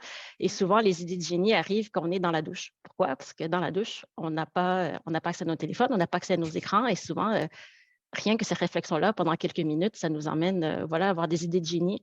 Et donc, peut-être justement, qu'en déléguant des tâches toutes simples, ça va nous permettre de retourner à ce monde de possibilités auquel on a accès quand on est jeune. oui. Libérer de la Euh, charge mentale. Oui, tout à fait. Juste pour vous rassurer, donc on a Cynthia, elle a dit qu'elle a un enfant de 14 ans. Il est très agile, il utilise les outils et très créatif. Donc, il ne pense pas comme nous, elle dit, et il ne sent pas stérile en créativité, loin de là. Donc, c'est rassurant, je pense, pour la nouvelle génération, même avec les outils, les tablettes et tout ça, mais quand même, ils sont toujours créatifs. Moi aussi, mon fils, ils sont assez créatifs, il nous dépasse quand même par rapport à tout ce qui est création visuelle et tout, ils sont trop bien. Aussi, maintenant, elle dit que l'intelligence artificielle, c'est une aide exceptionnelle pour contrer la page blanche, que ce soit pour un doux ou une création. Tout à fait vrai. Et voilà, ça nous permet de focus sur l'essentiel, donc l'intelligence artificielle. On laisse donc peut-être les essais pour l'intelligence artificielle et par la suite, ça sera le peaufinage au niveau de l'être humain. Et OK, j'ai plus de questions, je pense, ou je sais pas si c'est ça, c'est pour moi, c'est tout. Est-ce que vous avez donc d'autres remarques pour les présents, pour les participants? J'ai Manon qui a levé la main. Manon? Oui, merci Kaoula. Moi, je suis un peu plus âgée que certains d'entre vous et j'ai connu l'ère où on n'avait pas la suite bureautique, on n'avait pas à écrire nous-mêmes nos courriels, on n'avait pas à faire nous-mêmes nos tableaux Excel. C'était une autre époque et là est arrivé les belles suites bureautiques où on a été vraiment submergé par ces tâches qui étaient à faible valeur et qui prenaient beaucoup, beaucoup de place. On en a parlé pendant la soirée. Et Aujourd'hui, moi, je le vois vraiment comme ça, une bouffée d'air frais où on va devoir se poser des questions sur notre valeur à nous en tant qu'analyste d'affaires, en tant qu'architecte d'affaires. Qu'est-ce qu'on apporte? Et c'est beaucoup le sens critique, la colle, en fait, entre les différentes parties prenantes. Et là, toutes ces tâches qui sont à faible valeur, ben, on va pouvoir les tasser et créer de meilleures relations. Ça, c'est mon point de vue ce soir. Merci beaucoup en passant, c'est extrêmement passionnant, ce sujet. Si jamais. Merci Manon. Merci beaucoup pour ce contenu intéressant. Je te rejoins parfaitement. Maintenant, ça dépend toujours de l'utilisation et de la façon comment on conçoit cet outil. Si on va l'utiliser juste pour nous aider à gagner du temps et à gagner en efficacité, ou bien on va l'utiliser juste pour remplacer plus dans un contexte de passivité, comme on dit tout à l'heure. Ça dépend toujours de l'utilisation humaine. Les outils sont efficaces, ils ont une compétence indéniable, mais il faut savoir comment les utiliser. Exact. Tout à fait. Une bonne gestion du changement aussi accompagne tout ça, parce il va y avoir des gens qui vont vouloir le mettre trop et justement qui vont perdre en compétitivité parce qu'ils vont en mettre partout. Et il faut pas oublier que l'humain reste quand même au centre de nos activités. Oui, en parlant de gestion de changement, ça me vient une question par rapport au rôle de l'analyse d'affaires et est-ce que c'est une opportunité ou une menace, l'intelligence artificielle, comment on va le voir, nous, comme analyse d'affaires? Selon vous, je ne sais pas, Jérémy, si tu peux me répondre ou Ben, Max? comme je le mentionnais dans ma présentation un petit peu, l'analyse d'affaires est incroyablement bien placée dans les organisations pour être le catalyseur des changements. Oui. C'est la personne qui est souvent dans l'organisation, celle qui va pousser les choses à changer hors du statu quo pour le meilleur, en proposant des solutions, en allant voir c'est quoi les besoins. Puis c'est un peu pour ça que je vous faisais réaliser l'impact de sortir de l'idée de juste améliorer notre vitesse à développer du code, monter de certains niveaux, parce que notre besoin réel n'était pas d'écrire du code plus rapidement, notre besoin était de livrer de la valeur aux clients dans une demande de prêt. Si vous êtes capable, en tant qu'analyste, d'amener votre organisation à réfléchir en termes de besoins et non pas d'action, vous allez être les agents du changement de vos organisations. Donc, le rôle n'est pas un rôle qui va disparaître demain matin, le rôle d'analyse d'affaires. Très bien dit. Merci, Jérémy. Juste, Max, avant toi, il y a Yves qui avait la main levée. Je ne sais pas s'il a toujours quelque chose à dire. C'était simplement pour dire que l'humain moyen est paresseux. C'est souvent préférable de répéter ce que quelqu'un d'autre a dit, soit ChatGPT, plutôt que d'avoir une pensée critique. Et là, je vais dans le sens de ce que Mme Sauvageau disait. On se plaignait déjà il y a 15 ans que l'esprit critique serait parmi pas les activités, mais les choses recherchées, les qualités recherchées chez nous, hein, un peu partout. Puis que là, avec ChatGPT, ça sera encore plus important d'avoir un esprit critique. Mm-hmm. Les biais cognitifs sont à dire que l'humain est paresseux. Fait que moi, je vois combien de gens sont passifs à simplement reposter des choses qu'ils n'ont pas vérifiées. C'est difficile pour moi de ne pas leur sauter d'en face quand ils me font suivre quelque chose qui n'est pas bon. Mais avec ChatGPT, j'entendais là qu'il y avait quelqu'un qui proposait d'avoir une oreillette qui écouterait constamment ce qu'on nous dit et ChatGPT qui nous susurrerait des réponses, des compléments d'information. Où est-ce qu'il y a la place pour réfléchir dès qu'on entend quelque chose, qu'il y a une réponse qui nous est suggérée? Et ça connecte, puis je vais finir là-dessus, sur une conférence que j'avais vue dans un TEDx ici à Québec, où il parlait de la plasticité du cerveau. Et il disait que depuis l'arrivée des GPS, beaucoup de gens n'ont plus les réseaux neuronaux, les chemins neuronaux pour être capables de se retrouver sur une carte, qui soit capable de transposer ce qui est sur une carte vers un chemin, puis pas se perdre. Si on n'utilise pas ces réseaux neuronaux de se retrouver ou les réseaux neuronaux d'avoir un esprit critique, parce qu'on a toujours ChatGPT qui nous le dit, ben, on ne développera pas ces réseaux-là. C'est bien beau être créatif, mais quand on est créatif, on pense que c'est ben c'est tout à fait possible que la Terre soit plate. Tout se peut. Fait que, je voulais juste contribuer de cette manière. D'ailleurs, Yves, je sais, malheureusement, je n'ai pas les sources pour m'appuyer, mais il y a une corrélation donc, entre justement l'utilisation de l'outil de géolocalisation puis la grosseur de l'hippocampe, ce qui fait que mettons, les chauffeurs de taxi qui s'en servent pas, donc ont plus gros hippocampe, là, en tout cas, tout le moins dans l'étude que je fais référence.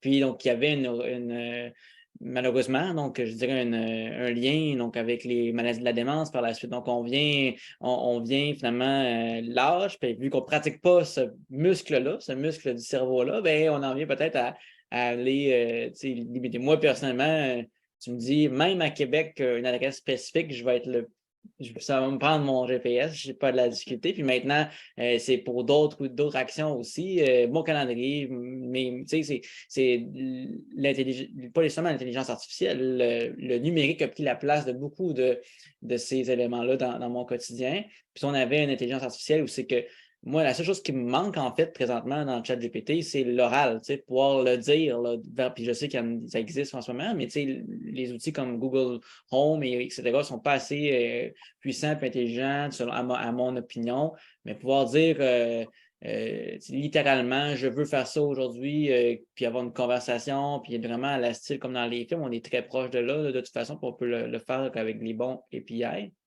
Pour revenir à ta question, Carola, sur l'analyse d'affaires, je peux me permettre de répondre là-dessus. Un peu comme Jérémy, je crois qu'on est les bonnes personnes pour être les catalyseurs de ces du changement. technologies-là. Puis tout comme la question sur la créativité, c'est un excellent démarrage pour la page blanche. Par exemple, on peut demander à ChatGPT de faire une SWOT analysis, là, fait une analyse FFOM, je ne me trompe pas en français, donc de tel ou tel domaine, de faire l'analyse des impacts, identifier les parties prenantes. Là, OK, t'as peu, il y a ici 15 parties prenantes. Moi, j'en ai encore 2 là, que je n'ai pas pensé, mais déjà, ça démarre bien là, les conversations. On peut même lui donner des cas assez complexes. Je pense que dans nos organisations, notamment dans les organisations financières, qu'on parle de Desjardins, IA, donc puis c'est Beneva et autres, là, donc c'est des grandes organisations financières, les banques aussi. C'est sûr qu'il y a, je pense, je ne veux pas dire une réticence, mais il y a quand même on est frileux, à mon avis, dans les grandes organisations puis dans les gouvernements à implanter des très hautes technologies. Puis, est-ce que ça va se faire rapidement? Ben non. Puis souvent, l'analyse d'affaires est quelqu'un qui est déjà un peu plus à l'affût des technologies que, par exemple, les gens dans les opérations ou encore qu'ils ont moins de temps finalement à s'occuper puis à s'intéresser à ça. Fait qu'on on peut être les bonnes personnes pour faire des recommandations pour pouvoir pourquoi est-ce qu'on n'irait pas avec une machine apprenante ou encore l'intelligence artificielle à tel ou tel endroit. Est-ce qu'on devrait finalement impliquer notre chatbot pour pas notre chatbot, mais l'intelligence artificielle en accompagnement avec nos gens qui font les appels téléphoniques, par exemple, pour les aider à pouvoir bien interagir avec nos clients.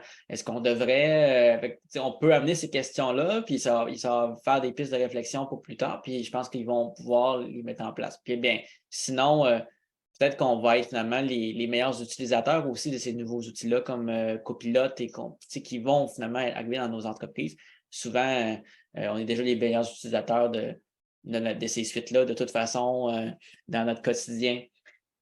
Vraiment, je pense que ça va être nous les catalyseurs. Il y a quand même, je dirais, un souci par rapport à ça. C'est est-ce que il y a un moment donné, c'est que l'intelligence artificielle peut venir à faire de l'analyse d'affaires, peut venir à faire des processus. Donc, tantôt, Manon a posé la question dans le chat. je suis certain qu'il y a moyen de pouvoir lui expliquer, voici le processus suivant, il fait les étapes suivantes. Est-ce qu'il y a moyen de générer des images donc, en BPMN suivant le bon formalisme, etc. Ça va nous faire sauver extrêmement de temps aussi parce que souvent, on modélise, peut-être que ce temps qu'on passe à modéliser, on pourrait le passer plutôt justement à analyser les activités à meilleure valeur ajoutée. Donc, c'est plus des opportunités que des menaces pour l'analyse d'affaires. Il faut savoir comment saisir ces opportunités-là et utiliser ces outils comme des techniques et comme on a donc, dans notre boîte à outils. Donc, voilà. Guillaume, est-ce que tu veux répliquer par rapport à ça? Ouais, c'était juste pour répondre à Maxime, pour lui dire que, et pour faire du pouce à Jérémy pour dire que ça va très vite. Là, on a appris que JP Morgan avait déjà intégré ChatGPT pour ses conseillers, basé sur leur base de données maison de connaissances. Donc, apparemment, ils ont un super outil, pour l'instant, d'aide aux conseillers, puisqu'ils ont accès via un dialogue itératif. On disait, quand ils posent une question, ils peuvent dialoguer avec l'intelligence artificielle et avoir des réponses ultra performantes. Mais voilà, on voit côté conseiller, c'est déjà implémenté en banque, au niveau bancaire. Donc on peut s'imaginer que ça va faire tâche d'huile en fonction de, pareil, la politique de gestion du changement, stratégie numérique. Ceux qui sont plus avancés, forcément, auront encore une fois un avantage compétitif par rapport à ceux qui attendront peut-être un peu trop ou un peu, en tout cas, qui attendront certainement et qui auront du retard à rattraper. Comme je dis toujours dans l'innovation, soit on est marathonien, soit on est sprinter. Donc voilà, il y en a qui vont l'adopter dès le début et faire la course tranquillement en étant le plus en tête possible. Puis ceux qui seront en retard, il faudra qu'ils sachent courir rapidement. Oui, comme a dit Manon, vivement l'IA dans le support au service client. Tout à fait ça. Hanen, as-tu as quelque chose à nous dire? Hanen Zayani? Sur mute. Oui, juste en fait, je parle toute seule. Juste en fait, d'un point de vue personnel, pour moi, donc, on ne doit pas avoir peur vraiment du changement, que ce soit intelligence artificielle ou parce que vraiment, c'est un aspect purement humain, mais il faut bien se préparer et s'adapter. En fait, au fil du temps, on a eu toujours des changements, par exemple, dans les usines, quand les machines, des grandes machines automatisées, etc., ont remplacé l'être humain et les employés au sein des usines, on a trouvé quand même une place plus haut, plus qualifiée pour ces employés et qui ont pu donc faire un meilleur rendement avec une meilleure qualité. Donc, je pense vraiment qu'on aura plus d'espace, nous, en utilisant l'intelligence artificielle, à apporter nos valeurs ajoutées et à contribuer à des meilleures choses, donc créatives et tout ça. Et après tout, c'est nous qui avons créé l'intelligence artificielle, donc elle ne va pas nous régner, faire disparaître. comme a dit ma fille, parce qu'elle m'a posé la question et elle m'a dit un jour, est-ce que vraiment donc, les robots et l'intelligence artificielle vont régner sur le monde? Je lui dis non, ça ne peut pas être arrivé, c'est nous qui avons créé l'intelligence artificielle et c'est nous qui va créer d'autres choses à valeur ajoutée et tout ça. C'est vraiment mon propre point de vue. Merci. Merci, Hanen. Jérémy? Oui, je voulais juste rebondir sur ton analogie des usines. Deux analogies que j'ai vu revenir beaucoup qui, pour moi, voulaient dire beaucoup. L'invention de l'automobile. Henry Ford qui disait, si je demandais aux gens qu'est-ce qu'ils voulaient, ils voulaient un cheval plus rapide. Quand les automobiles sont arrivés sur le marché et qui ont pris d'assaut un mode de transport qui était là depuis des millénaires, en quelques vingtaines d'années, tout avait changé pour s'adapter aux automobiles. Mais les gens qui s'occupaient des chevaux, les gens qui faisaient les forgerons qui faisaient des fers pour les chevaux, ne sont pas morts du jour au lendemain.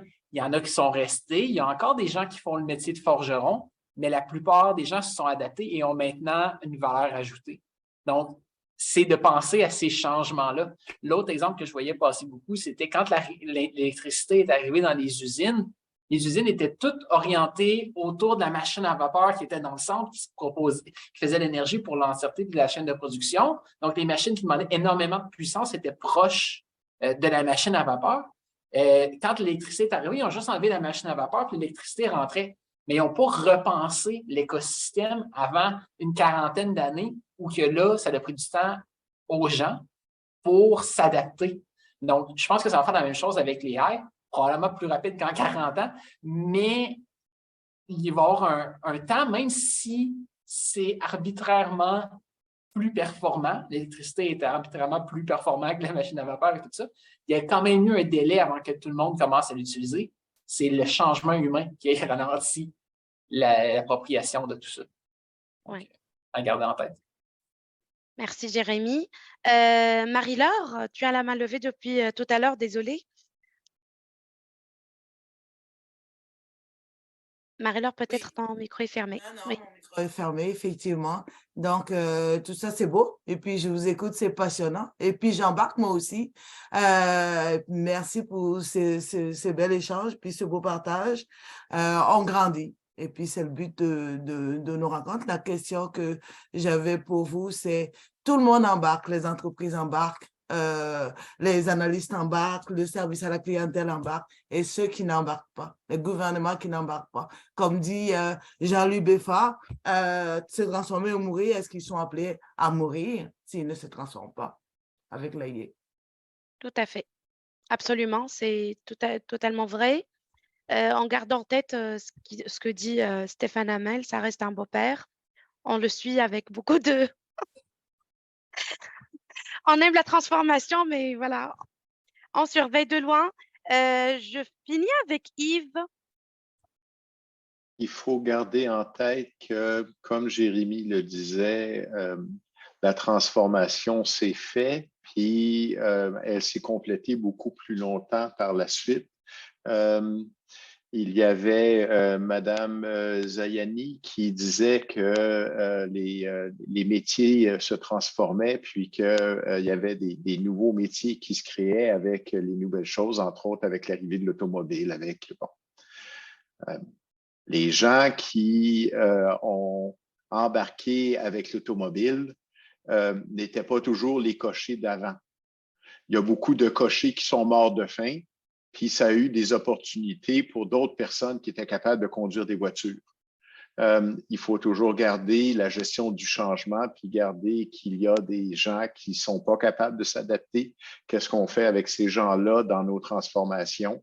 Parce que effectivement, quand les gens n'ont pas la capacité cognitive ou l'instruction pour passer aux nouveaux outils d'AI, puis qui continuent de piocher en tapant des courriels, qu'est-ce qu'on fait de ces gens-là? Est-ce qu'on fait simplement les mettre à pied, puis on engage des gens qui sont capables d'utiliser créativement des intelligences, utiliser créativement des nouveaux outils?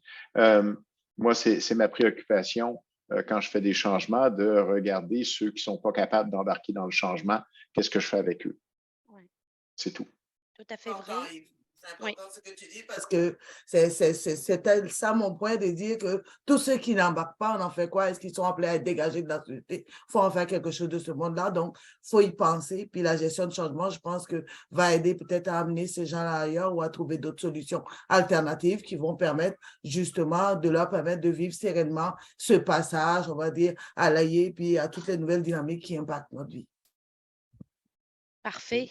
L'image de Jérémy là, que tu as montré, Few Steps from Super Intelligence, c'est je pense qu'on est nettement à l'aube de quelque chose de vraiment disruptif dans nos vies. Puis quand je dis ça, je m'entends, puis j'ai l'impression de, voyons, qu'est-ce qui te pogne? T'exagères, là. Mais non, en fait, parce qu'on est dans c'est ça, donc une section où c'est qu'il y a beaucoup de...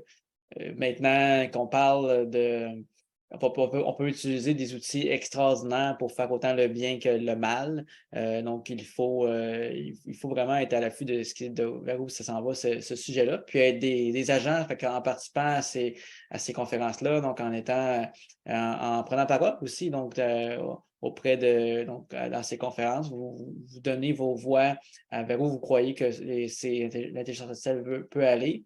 Puis au Québec, on est chanceux, on est un des bercails des grandes têtes en intelligence artificielle, qu'on pense à Joshua Benjo et autres, là, donc à Montréal. Donc, il faut s'y intéresser, puis peut-être pousser sur nos organisations gouvernementales pour qu'ils légifèrent aussi les différentes instances en intelligence artificielle.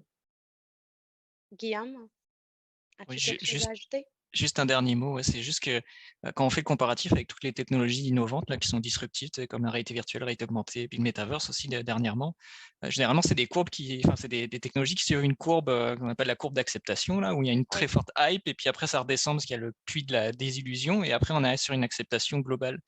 Et étonnamment, avec le AI, la hype semble exponentielle et on ne sait pas s'il y aura vraiment une courbe d'acceptation ou est-ce que la courbe d'acceptation continuera vers le ciel.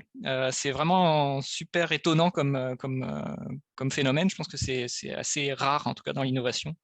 Et c'est ça qu'il faut... voilà, on vit quelque chose d'étonnant. Oui. Ça, c'est sûr. J'ai l'impression, Guillaume, que la courbe d'acceptation, on va la voir dans des dizaines d'années, quand le monde va se transformer au complet, ou que là, ça va avoir peut-être un creux, ou que la société dans un système au complet. On va l'avoir, mais dans une échelle déproportionnée de ce qu'on est habitué de voir avec des hype cycles de technologies récentes que nous autres, on connaît, parce que c'est un système tellement... C'est ça. La hype suit la technologie suit la hype, c'est ça qui est assez étonnant. Tu sais, le circuit est tellement court, là, vu qu'on a quelques mois ou semaines d'intervalle, on arrive à déjà atteindre les attentes des gens d'avant. Donc, c'est vraiment impressionnant. J'aime le parallèle de la hype, du hype cycle. Jade. Ah, il y avait Manon qui avait levé la main avant moi. Oui, merci Jade. En fait, moi, je n'ai pas peur de ce changement qui arrive à grande vitesse. On en a vécu un, celui de la musique, qui a été, il y a quelques années, ce n'était pas aussi accessible. Maintenant, on est dans une réalité tout à fait différente, avec accès à des musiques auxquelles on n'aurait jamais eu accès et qui n'auraient jamais traversé notre univers. Et ça nous entraîne vers des univers musicaux, des univers sonores tout à fait nouveaux qui nous entraînent ailleurs, nous, comme humains. Si on veut écouter du 472 Hz, c'est pour ça que moi, la démocratisation ou la libéralisation de la connaissance à travers l'intelligence artificielle ne me fait pas peur. Au contraire, ça va nous amener dans d'autres univers, à créer autre chose. Il y a eu la révolution dans l'hôtellerie avec Airbnb, dans le transport avec Uber, avec la musique, Spotify et toutes les plateformes. Et maintenant, c'est la connaissance. Et on était limité dans nos petits univers. Auparavant, c'était nos petits univers dans notre propre langue. Maintenant, c'est le monde qui s'ouvre à nous.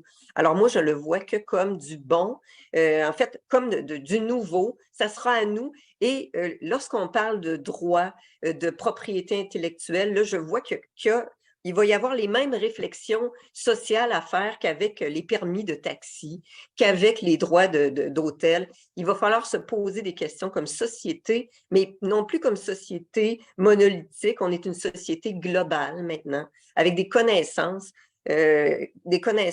qui sont maintenant accessibles. Et moi, j'ai hâte qu'on puisse avoir accès à des informations de l'Asie ou de philosophie autre qui seraient disponibles là. Et donc, l'universalité de l'intelligence artificielle, moi, c'est mon grand souhait. Pour qu'enfin, on passe à autre chose, puis que les petits problèmes domestiques, les problèmes qui ne sont plus des enjeux, qui sont des petits enjeux comparés à tout ce à quoi on a à faire face dans les prochaines décennies, ben, je pense qu'on va avoir besoin d'être le plus intelligent possible ensemble. Et c'est ça que nous amène l'intelligence artificielle. Pour moi, c'est Enfin, et moi, le ChatGPT, ça devient mon meilleur pote et mon meilleur collègue en ce moment pour réfléchir à toute question, en fait, de poser la question et à partir de là, de commencer à réfléchir avec l'équipe. Puis je crois que c'est comme ça qu'il faut l'amener auprès de nos équipes de travail de façon un apprivoisement, comme un nouveau collègue qui amènerait des super nouvelles idées ou pas du tout. C'est à nous à définir si ça peut ça peut s'enraciner dans nos écosystèmes. Voilà. Merci Manon. Merci, c'est très passionnant comme sujet. Il ne reste que 4 minutes pour clôturer, donc je vous laisse le mot de la fin. Je vais commencer par Jade qui va répliquer peut-être Oui, par rapport aux autres questions. Et une minute, et on va finir avec notre conférence très passionnante pour aujourd'hui. Oui, je voulais juste rebondir sur ce que Marie-Laure disait et aussi dans le chat, Cynthia et Manon. Est-ce qu'on les voit disparaître si on ne s'adapte pas rapidement? En fait, voilà, je pense que le focus, c'est vraiment qu'est-ce qu'on peut déléguer à une machine? Qu'est-ce qui sont des tâches répétitives à faible valeur? Par exemple, Yves revient avec son bouquin. Mais voilà, est-ce que, par exemple, dans les chaînes d'approvisionnement, les problèmes externes comme la météo, finance, géographie, qui vont avoir un impact sur les processus, est-ce que ça peut être géré par l'intelligence artificielle? Et est-ce que ça peut nous avertir tout de suite sur voilà, les commandes au niveau des matériaux, de la distribution, des transporteurs, tout ça va être impacté? Ça communique directement avec nos fournisseurs, ça crée déjà des courriels que ça envoie et tout ça. Et nous, en tant qu'analyste d'affaires, on réfléchit aux solutions. Comment est-ce qu'on gère ça? Comment est-ce qu'on gère les délais et tout? Au lieu d'être en train de gérer les communications et des courriels, on peut vraiment aller une étape plus loin. Donc, je pense que oui, bon, il y a un risque qu'on les voit disparaître si on n'adopte pas ces outils rapidement parce que voilà, on va se faire dépasser par la compétition aussi rapidement. Ouais. Il faut être proactif. Merci Cynthia. Jérémy? Pour de vrai, le mot de la fin, j'en ai pas vraiment à part informez-vous, continuez à être curieux. Je pense que le fait que vous étiez ici avec nous aujourd'hui, c'est un signe que vous faites déjà l'étape de plus pour vous informer. Partagez ça avec des gens autour de vous. Propagez, soyez contagieux des discussions à avoir sur les AI. Je pense que ça va être la meilleure chose d'en parler parce que c'est un débat de société qu'on fait face, qu'on a déjà commencé et que les gens ne réalisent pas encore. Je pense que ça va être important que nos voix se fassent entendre. En tant qu'analyste d'affaires, on a peut-être une voix qui porte un peu plus que d'autres, donc prenez le temps d'y penser. Merci Jérémy. Guillaume? Le mot de la fin je finirais juste, c'est vrai qu'on a eu peut-être des discours qui faisaient un peu peur par moment, mais je dis, enfin, faut pas avoir peur du progrès. De toute façon, le progrès est inévitable. L'homme est polymorphe, donc avec un grand H, pardon. Nous sommes polymorphes, donc il va falloir apprendre à s'adapter, et c'est l'adaptation qui fera qu'on gagnera par cette évolution-là. Absolument. Merci Guillaume. Max, je termine avec toi et on cède la parole à Marie-Laure pour clôturer. Bien, je pense que OpenAI, ChatGPT nous donne une source inépuisable d'opportunités, autant comme analyse d'affaires. Hein, donc, c'est le sujet de ta présentation. Jérémy, c'est le sujet qui nous touche à l'IBA, mais aussi dans nos vies. Il faut qu'on essaie de se servir pour aider. Si on a une connaissance là-dedans, on peut s'aider nous, puis aider les autres. Donc, je vous invite à parler justement à vos collègues puis autres qui sont dans des OBNL. Moi-même, j'ai aidé une OBNL récemment là, avec donc des documents de constitution que ChatGPT m'a aidé à rédiger parce que j'ai des choses que moi-même, je peux oublier. Fait que allez autour de vous puis essayez de, comme Jérémy dit, donc en parler puis donc pouvoir démocratiser l'information sur l'outil. Merci à vous tous vraiment pour votre présence et la pertinence de ce sujet et la pertinence de vos apports par rapport à ce sujet-là. Tout le monde, ils ont apprécié. Vraiment, le chat, il est plein de commentaires. C'est bravo, vraiment bravo pour tout le monde. Je te laisse la parole, Marie-Laure, pour clôturer notre conférence. Merci, Kaoula. Merci, Jérémy. Je savais que tu étais à la hauteur. J'avais aucun doute. Et puis, Yay. ben, merci à tous nos panélistes.